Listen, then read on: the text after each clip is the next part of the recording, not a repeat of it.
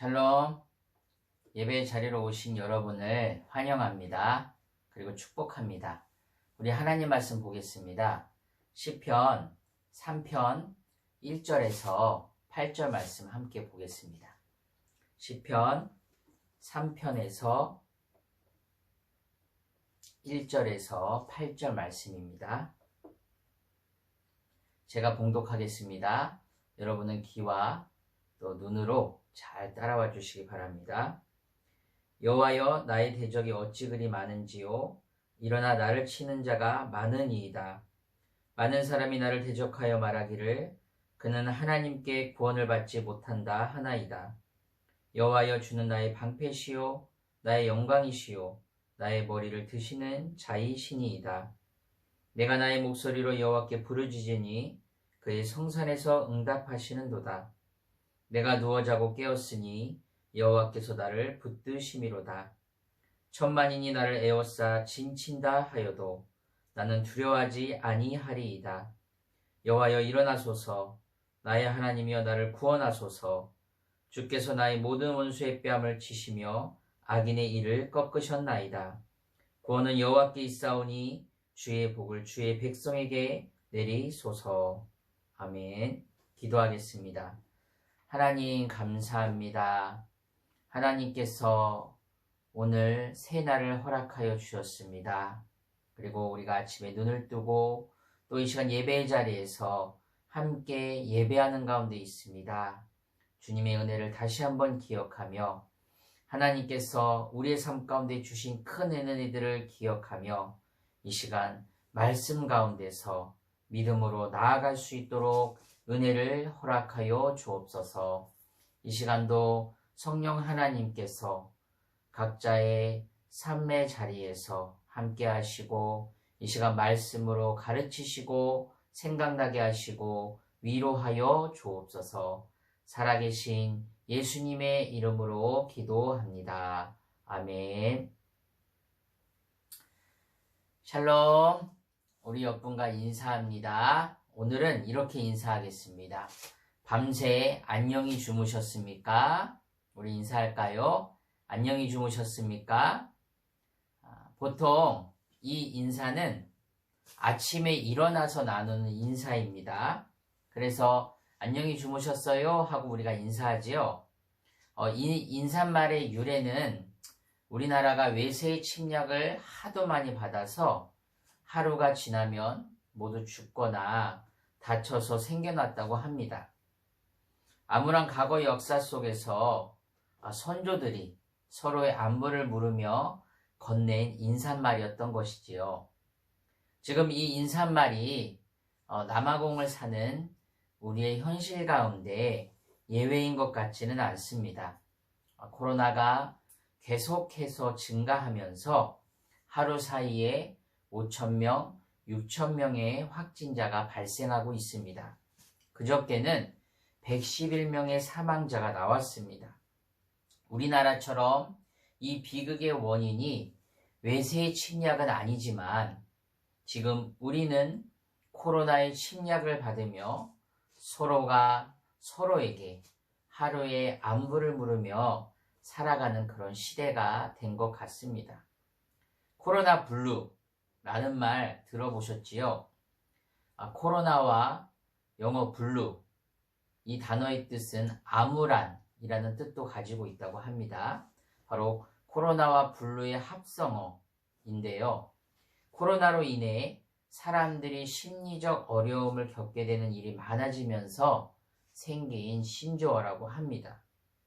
한국의 한 의사 선생님은 코로나로 인해서 자신의 감정이 불안과 분노와 우울로 발전할 수 있다면서 마음의 건강을 잘 지켜야 한다고 말했습니다.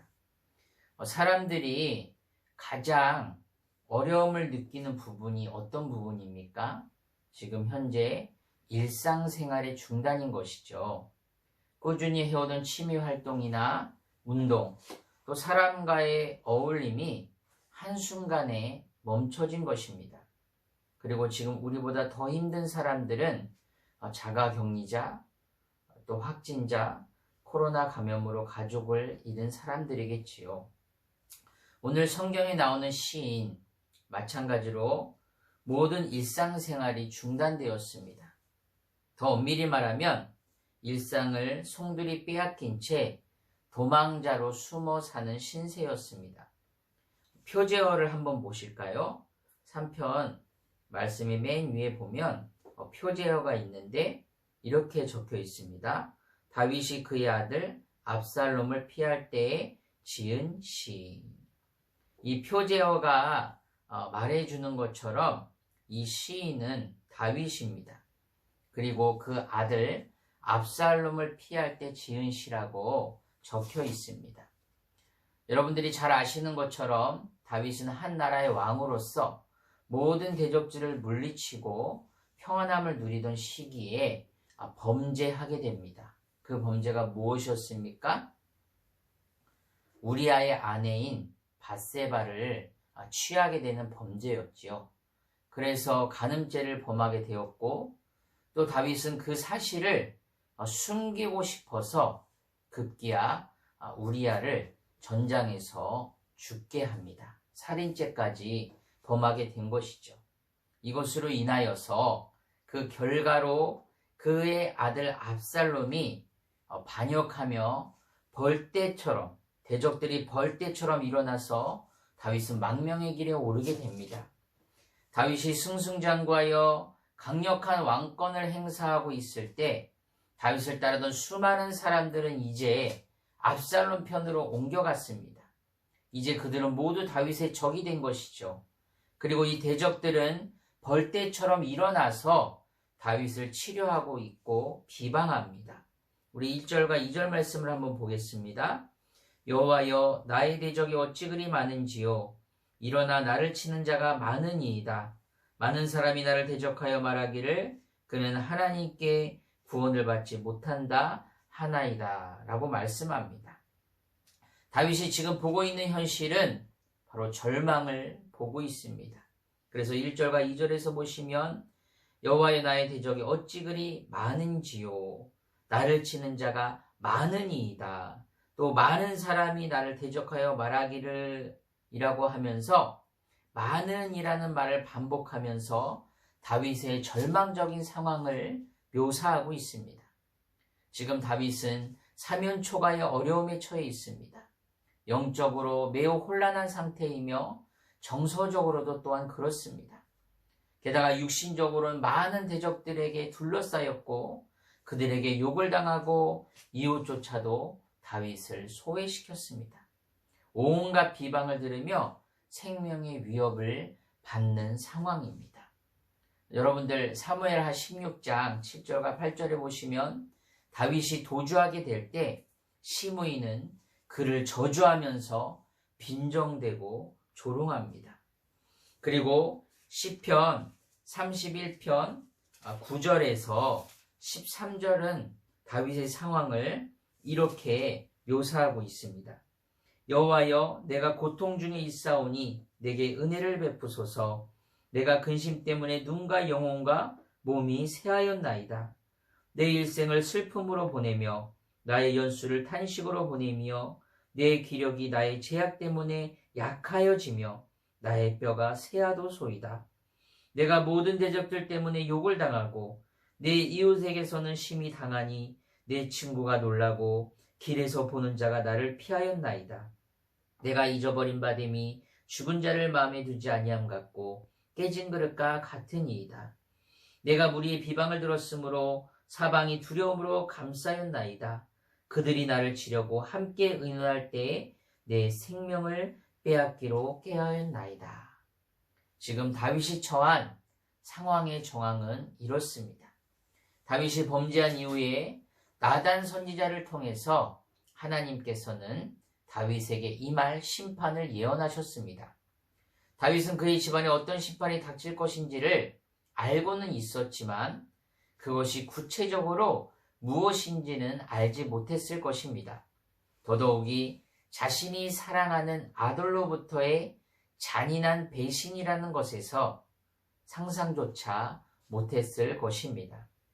압살롬은 3년이 넘는 기간 동안 반역을 위한 무기를 모았습니다. 필요한 인력들을 포섭했습니다. 아버지 다윗 왕의 측근들을 무력화시키고 간사한 말로 백성들의 마음을 빼앗았습니다. 그리고 사무엘하 15장 13절에 보시면 압살롬의 군대는 다윗의 군대보다 훨씬 많았다라고 기록합니다. 이 일이 진행되는 동안 다윗이 전혀 눈치를 못 챘다는 것은 다윗의 지략에 비추어 봤을 때 상식적으로 이해가 되지 않는 부분입니다. 그러나 이것은 분명 그 뒤에 보이지 않는 하나님의 섭리가 있었기 때문에 가능할 수 있었던 것입니다. 다윗은 일개 신하의 배신도 아니라 사랑하는 아들로부터 배신을 당했습니다. 그래서 이것으로 인하여서 세상에 있던 마지막 찢기와 같은 욕심까지도 털어버리게 되었을 것입니다. 하나님으로부터 징계를 받으며 다윗은 하나님께서 다윗의 집에게 약속하신 사무엘하 7장 16절에 내 집과 내 나라가 내 앞에서 영원히 보존되고 내 위가 영원히 경고하리라 라는 말씀을 기억하였을 것입니다. 그리고 다윗의 그 왕권, 다윗의 자리가 자기 자신에게서 비롯된 것이 아니고 하나님으로부터 비롯됨을 뼈저리게 경험하였을 것입니다. 사랑하는 여러분, 우리는 위기를 만날 때 그것이 하나님의 징계일 수도 있고 또 나의 잘못으로 인하여서 얻게 되는 어떤 고난일 수도 있습니다. 그리고 그것을 특별하게 우리가 다 알 수는 없지만 분명한 사실 한 가지는 바로 그런 어려운 위기와 상황 속에서 하나님의 은혜를 다시 한번 기억하며 되돌아보는 것입니다.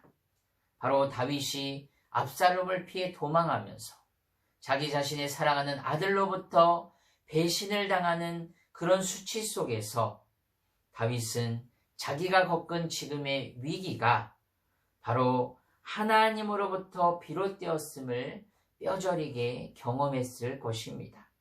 그리고 3절과 4절에서 이렇게 고백합니다.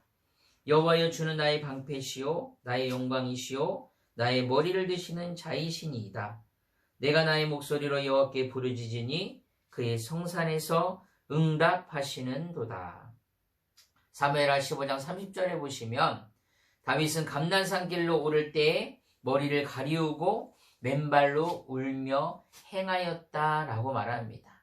정말 다윗의 슬픔을 표현하고 있는 구절이지요.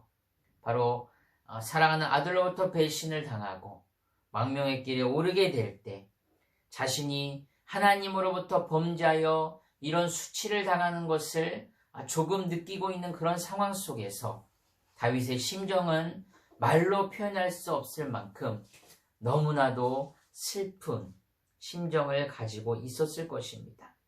그러나 오늘 성경에서 말하는 것처럼 결국 주님께서는 다윗의 머리를 드시는 자가 되셨습니다.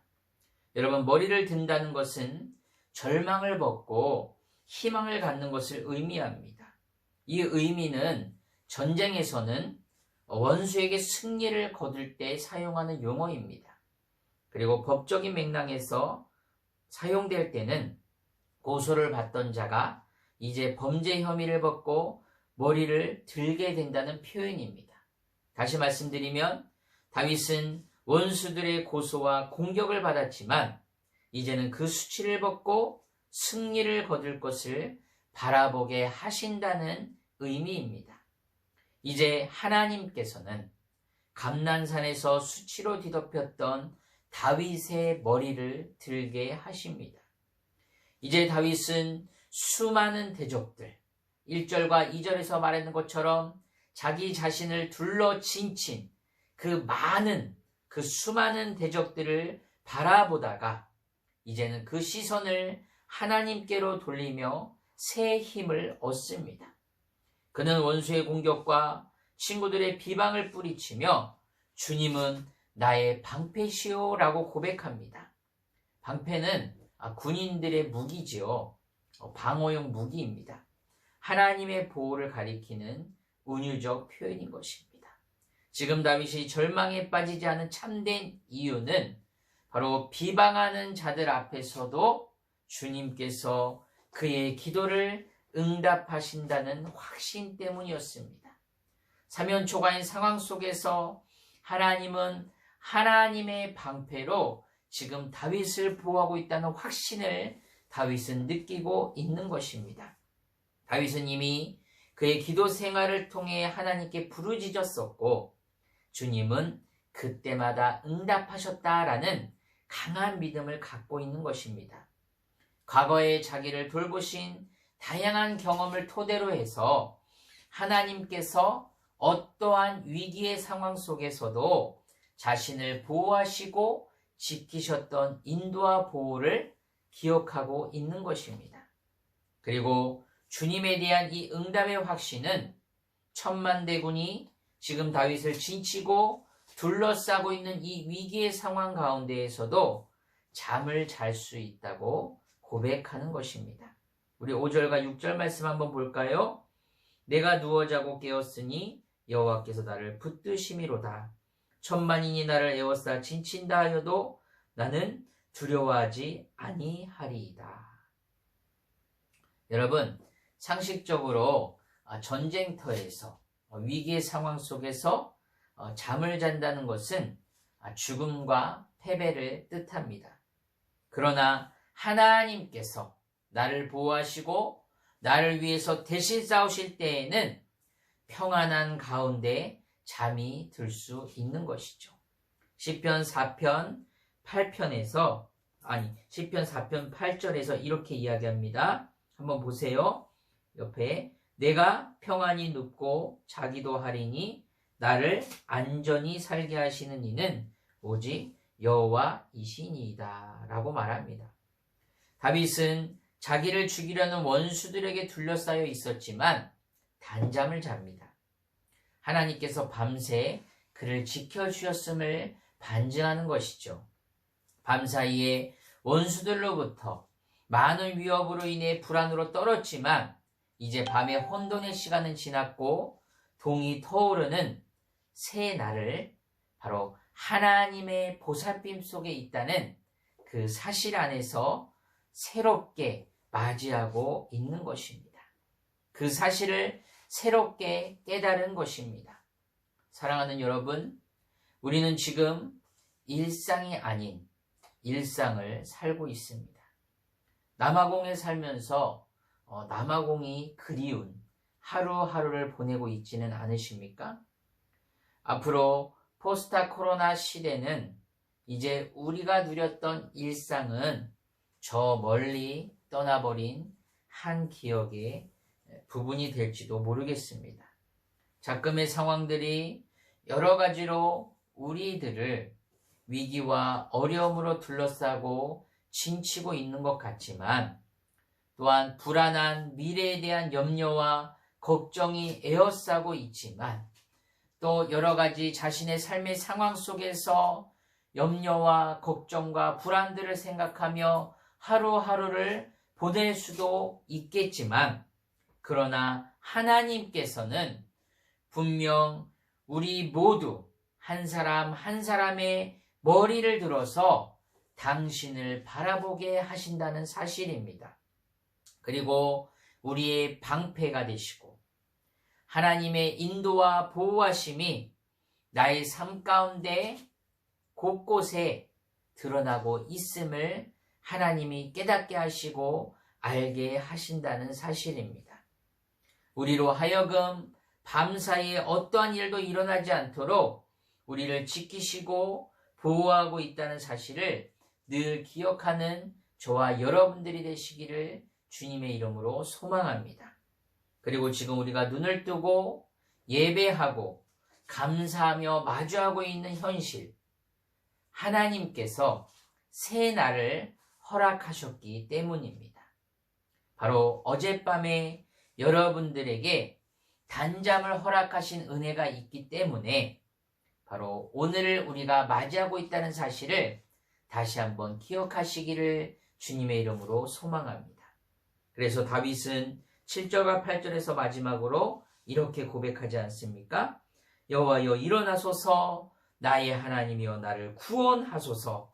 주께서 나의 모든 원수의 뺨을 치시며 악인의 이를 꺾으셨나이다. 구원은 여호와께 있사오니 주의 복을 주의 백성에게 내리소서. 아멘. 사랑하는 여러분, 하나님께서 저와 여러분의 삶을 지금도 친히 다스리시고 인도하신다는 사실을 꼭 기억하시기를 주님의 이름으로 소망합니다.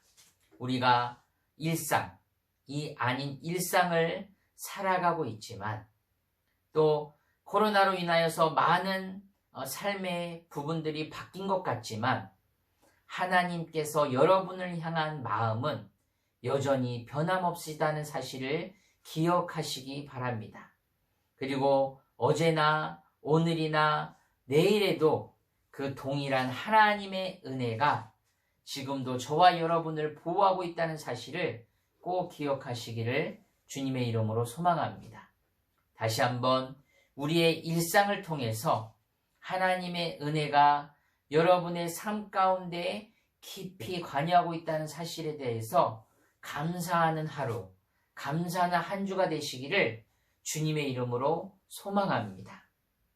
어제 소소했던 일상들이 바로 내가 잘해서 누리는 일상들이 아니라 바로 하나님께서 여러분에게 주신, 여러분에게 허락하신 그 은혜로 인하여서 누리는 일상인 사실을 깨달을 수 있기를 주님의 이름으로 소망합니다. 바로 우리가 어제 단잠을 자고 일어났기 때문에 오늘 이렇게 기쁨에, 즐거움에 감사 예배를 드리고 있는 것이지요. 그리고 내일도 여전히 또 오늘 밤에도 단잠을 이루시고 하나님이 여러분들에게 주시는 그 은혜들을 받아 누리는 저와 여러분들이 되시기를 주님의 이름으로 소망합니다. 기도하겠습니다. 하나님, 감사합니다. 하나님께서 또 다윗의 삶 가운데 허락하신 은혜들이 있었음을 우리는 기억합니다. 때로는 하나님 앞에서 범죄하였고, 때로는 하나님의 사랑을 독차지하는 것처럼 하나님 마음에 합한 자로서의 삶을 살았던 다윗을 우리가 기억하면서 우리도 다윗과 다를 것이 없다는 것을 다시 한번 주님 앞에 고백하여 나아갑니다.